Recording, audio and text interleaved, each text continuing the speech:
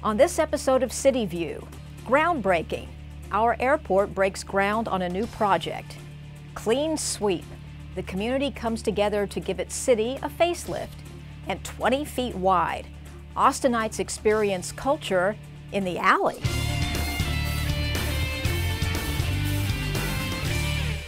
Thanks for joining us. I'm your host, Carol Barish. Those stories and more. But first, in 2012, there were 16,687 crashes in roadway construction and maintenance zones in Texas, resulting in 134 fatalities.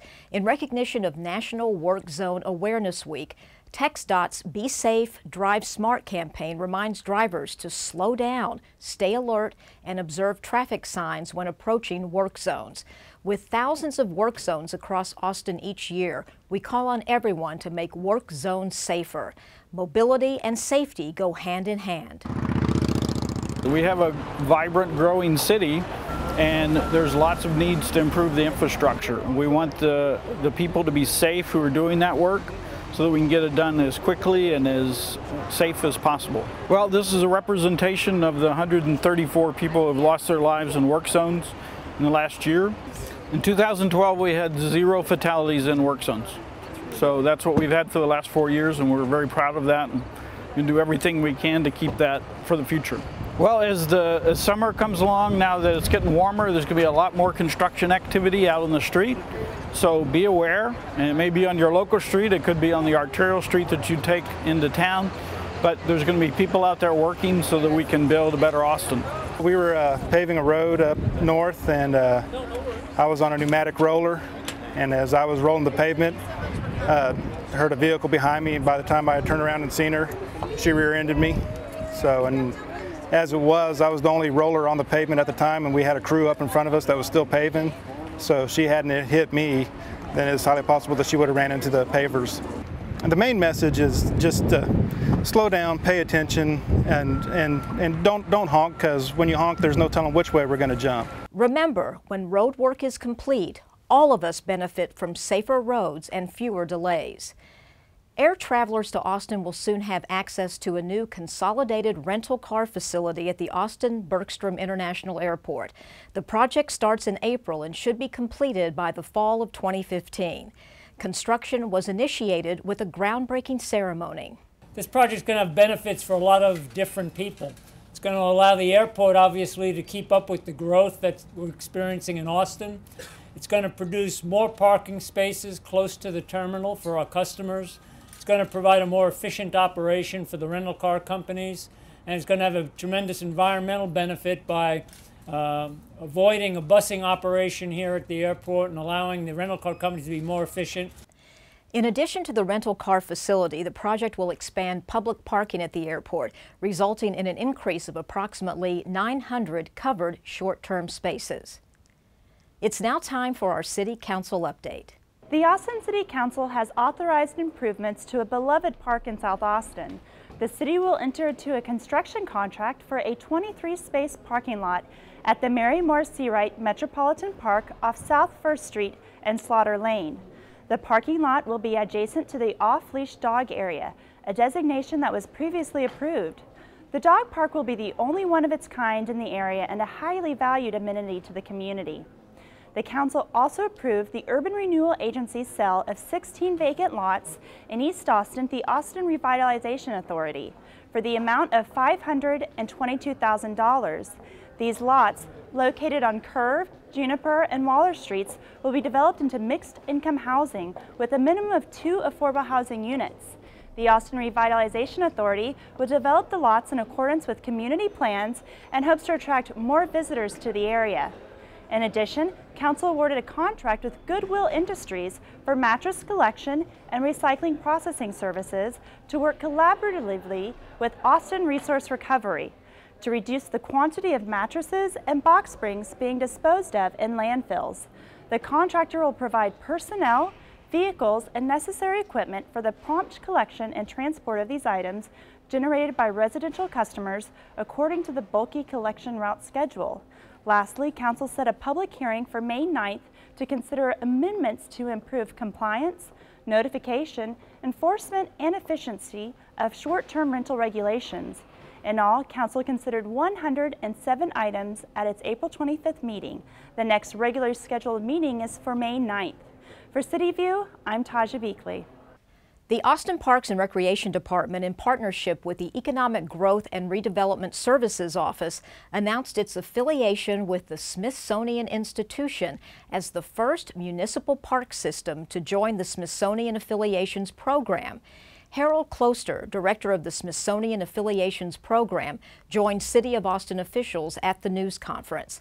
The Austin Parks and Recreation Department and the Economic Growth and Redevelopment Services Office will bring the Smithsonian to Austin's community and create lasting experiences that will broaden perspectives on science, history, world cultures, and the arts. Well, I think Austin is a city of great resources, of great history, of great diversity. It's a scientific community, it's a historic community, it's a community of learning.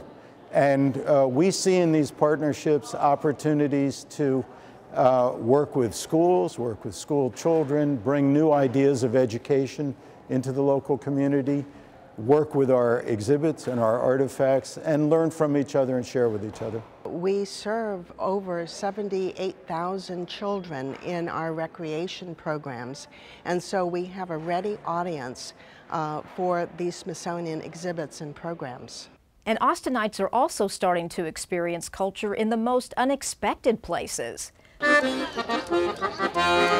20 Feet Wide is a collaborative city nonprofit initiative that temporarily transformed a downtown alley into a vibrant public open space.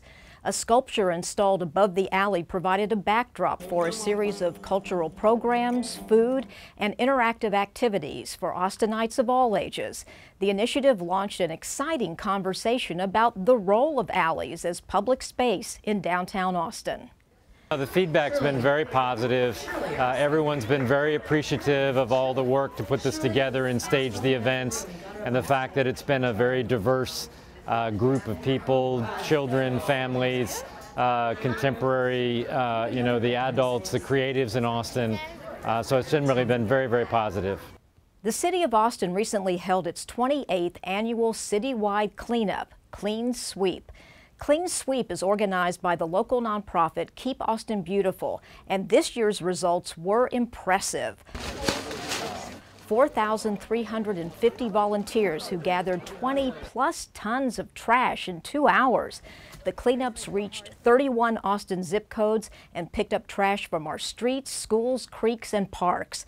In addition to the obvious benefit of trash being removed from our environment, it also brings the community together for a good cause. Logistical support was provided by the City of Austin's Austin Resource Recovery, Parks and Recreation, and Watershed Protection departments, plus Downtown Austin Community Court. Here we've partnered with Code Compliance Department. They've actually come out to help on this particular site, and I think this is their first effort at Clean Sweep, and they'll probably continue doing it. And they're a department of the city, and I think this cleanup was prompted by the fact that someone made a complaint about the homeless camp debris, and it needed to be cleaned up because it was on city land. Austinites can organize cleanups throughout the year or participate in larger events like the Lady Bird Lake cleanups every other month. Find out about volunteer opportunities at letscanidaustin.org or keepaustinbeautiful.org/volunteer. Located on the banks of Lady Bird Lake and the Butler Hike and Bike Trail, the Sehome Intake building provided water for the iconic Sehome power plant from the 1950s to 1989. One of a handful of structures on the lake, the city is soliciting public input on future uses for the decommissioned building. In addition to public feedback, the city is hosting a design idea competition. The competition is intended to encourage all design students, design professionals, and artists to envision and articulate concepts for an adaptive reuse of the facility for park or other recreational uses. The Parks Department and the city feel strongly that the community and residents need to come out and voice their opinion. We want to know what their ideas are, how they think the space should be used, and how the site around can be used for them as well. Residents may visit austintexas.gov/Sehome Intake to learn more about the building, the design idea competition, and opportunities for engagement. The City of Austin, along with other local agencies and employers, recently hosted the 3rd annual Career Expo at the Palmer Events Center. Nearly 100 public and private employers were represented with some 4,000 job openings, approximately 105 of which are city jobs. A dozen city departments were at the event. Expo organizers saw nearly 3,000 job seekers. Each year, the city's Human Resources Department hosts the Expo to build a stronger community by providing opportunities for those seeking work. We knew that there were folks that were still needing access to employers to try to either move upward or gain employment. And so we found a different venue, the Palmer Event Center, which is much larger. And this is our 2nd year here at the Palmer Event Center. And again, as you can see, the response is overwhelming. For more information about City of Austin employment, you may visit austintexas.gov. Austin is a special place because of the people here who do small things to make a big difference. During National Volunteer Week, we're reminded to think about spending 1 hour of time volunteering in our own communities. And as you can see, volunteers can be all ages. In partnership with Little Helping Hands, a local organization, a group of Austin families helped beautify an Austin neighborhood with just a little paint and a little time. In less than 1 hour, the team of volunteers made a tremendous impact on this part of town. And not only that, these parents are confident that volunteering as a family is teaching their children how to be more compassionate and responsible members of society. Want to contribute but not sure where to start? For example, after a major disaster, our community emergency response team plays a critical role. They need volunteers, and if you're interested in keeping Austin green, you can become a power saver or a block leader. Those are just a couple of volunteer examples. You can find more than 27 volunteer opportunities sponsored by the City of Austin at austintexas.gov/volunteer. Well, that's all for this edition of City View. I'm your host, Carol Barish. The next episode will be May 10th. Thanks for watching.